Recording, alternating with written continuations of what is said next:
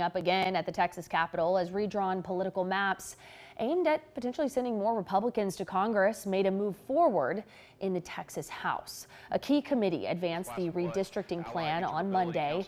The same day, the House achieved quorum again, with most Democrats back in the state. Those Democrats, though, are now tailed by an escort from the Department of Public Safety. However, one lawmaker is getting lots of attention for refusing to accept that and instead sleeping at the Texas Capitol. Let's get some perspective now from two former Texas lawmakers.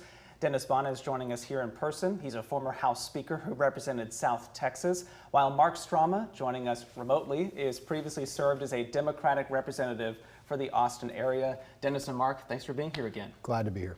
Dennis, I want to start with you. We could see debate play out soon in the full Texas House about the Republican redistricting plan.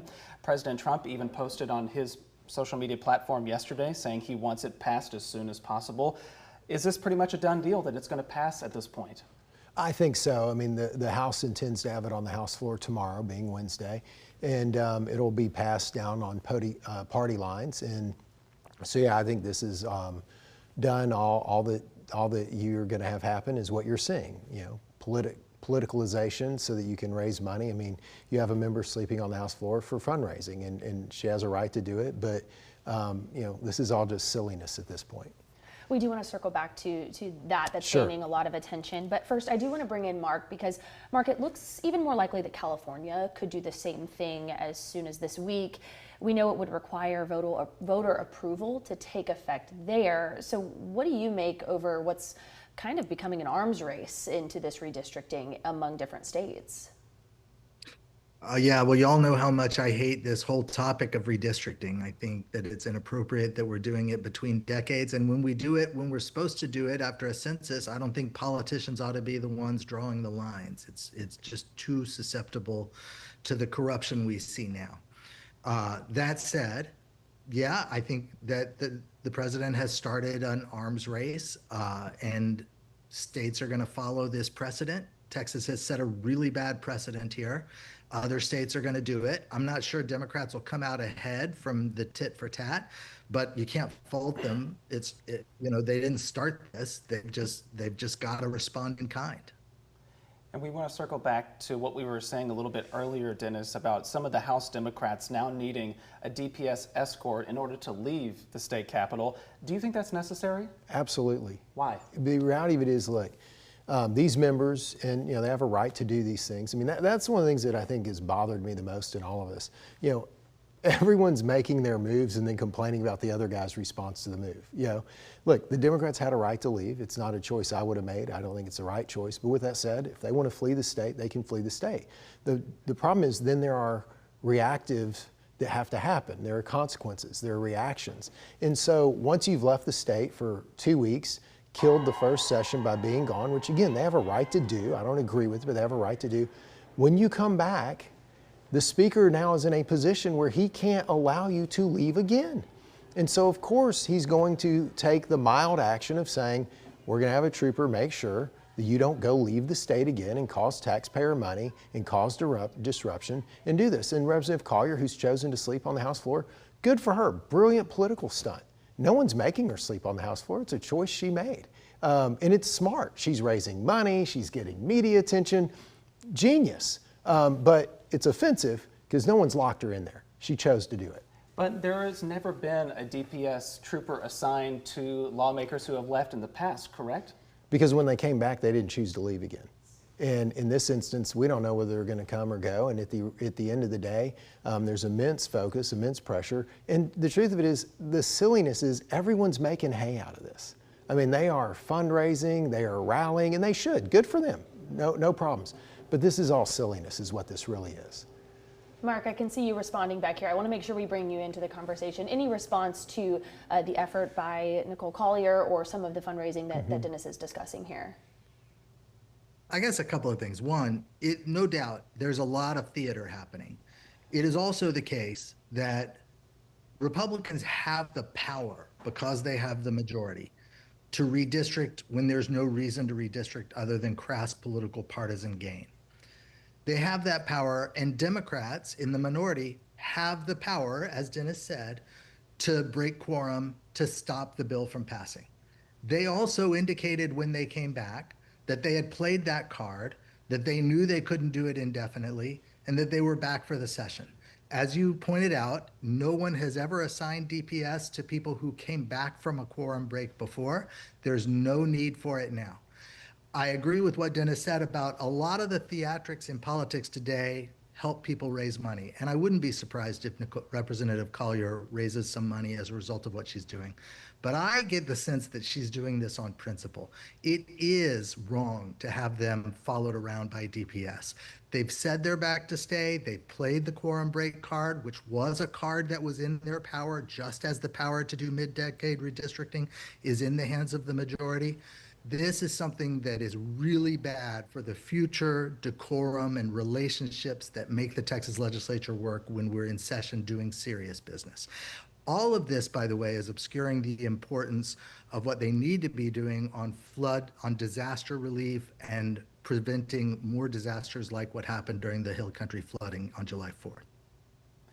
And then Dennis, we were mentioning there that Representative Collier has been fundraising for this. It's getting a lot of attention. I've seen, pretty much every national media outlet writing about this particular instance. I mean, it's brilliant. I'm not locked in, but I'm going to lock myself in and then complain about it. It's very intelligent. But there are Republicans in the House right now who are criticizing House Speaker Dustin Burrows, saying more needs to be done to punish these Democrats. What do you think about that, if they should pursue some of those other I think the whole thing's ridiculous. I mean, that's the point. I mean, you go and you leave the state, you break quorum, you blow out taxpayer money, you do it for 2 weeks, you fundraise, you go to states that have done worse than Texas is even contemplating doing what they've done in their congressional districting. They went to Massachusetts. Name me the Republican congressman or woman from Massachusetts. You can't. There's zero, not a one. They went to Boston, Massachusetts to say, poor us, look at what they're doing to me. It's obscene. With all that said, what they're doing, and I'm not sitting here being poor him, please don't take it that way, they're putting the speaker in a very difficult spot, and then they complain. I mean, you nailed it. Republicans on the extreme are saying, I want them arrested. I want them this. I want their vice chairs taken away. I want their budgets removed. I want their parking spots. I want this. I want that. And then the Democrats are saying, oh, and you better not let them ever leave again. And then the Democrats are saying, he assigned a DPS trooper to me to make sure I don't walk off and cost taxpayer money again. It's being stuck in the middle of the insane asylum. I mean, it's silliness. And it's all just political haymaking. The Republicans on the far right, the speaker, the governor, the lieutenant governor have actually done, I think, a really good job in a really hard situation. And these guys are criticizing them for not being harsh enough. And then the Democrats are saying, poor us. And the truth of it is they're all just making political hay. It's all gobbledygook, to be very candid. I do want to bring up, Mark mentioned flood response, and I think Sure. there's been so much conversation about priorities during these special sessions. To what degree is all of this political theater going to hinder any real movement on disaster relief and flood response? Well, and I think that's part of, candidly, why the speaker has a responsibility to put a trooper on these members. Yes, redistricting we know is the issue right now, whether it's right or wrong, it is. But immediately you will see the flood disaster response. I was visiting with a friend who works in the speaker's office yesterday, and he said it took me a while to call you back because I was meeting with the flood family members of victims of the flood and legislators who are working on our legislation that will be on the floor later this week. So candidly, the question is, do they want to continue to hinder and disrupt and walk out? That's the issue. One quick point I'll point out too. No one's talking about this. You know there are 20 plus Democrat members who have not returned. So when you say, well, why would the speaker put some on? Because 20 plus of them haven't even bothered to show up. So it doesn't take a lot to walk back out, break quorum again, and they would crucify the speaker if that happened.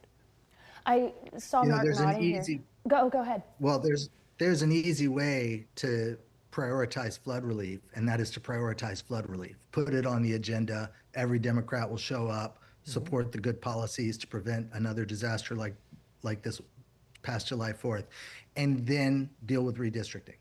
The reason redistricting is at the top of the agenda is because since Donald Trump has been president, job growth has stalled, GDP growth has shrunk, inflation is ticking up, deportations have destroyed due process. The National Guard has been deployed to LA and DC just to provoke outrage. He has slashed funding for scientific research, R&D, and the higher education system that has made this country great. And the wars in Ukraine and Gaza rage on, and he expressed surprise yesterday that it's harder to solve than he said it would be. That is the setting for a midterm election that sets up to be not very good for the president's party. And that is why redistricting is at the top of his agenda But right yet now. Democrats are polling at the lowest they've ever polled, Mark. I mean, that's And the yet problem with the still, diatribe. the president feels the need to gerrymander the congressional districts to try to protect a real quick, I majority. do want to point this out.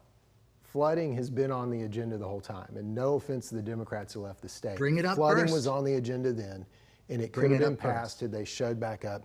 Speaker Bring it up Burrows made a first. great point on Friday, the last day of the first called special, and he said the Democrats should have shown up because we would have only been able to pass a limited number of things, and they didn't do that. And those limited number of things would have been redistricting, would have been flooding, and then the other of the 18 items that the governor's put on the call beyond flood disaster response would have probably not passed if the Democrats wanted to do that. But they just None of wanted that to explains why fundraise. redistricting is first. We do have to wrap. We're losing time. But real quickly here, I think, Mark, what I'm hearing in my ear is you're saying the order matters. Is that fair to say? Your concern and the criticism we've seen is that the order in which the items take up matter? So let's think about this for a second. So you do flood relief, which the Democrats walked out, wouldn't come back to do in the first special, but you go ahead and do that. And they'll certainly stick around to do redistricting. There's no question about it. So we're talking about a day or two differential. This is just more political gamesmanship. That's all this is. It's a fight over who cares more about flood victims than others.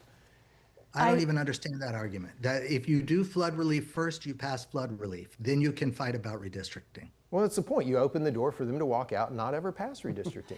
So we will not redistricting is more important than flood relief to the Speaker of the House. Is that what you're saying? No, I'm saying it's not very important to the Democrats because you can't trust them to stick around and follow the issues. Well, Not if you put redistricting first. we will leave our conversation there. We will, of course, not solve these issues in this studio at this point. But Mark Strama, Dennis Bonnen, thank you both for being here with us. We appreciate it as always. Thank you. All right, we're going to send it to break now, and we'll be back after this.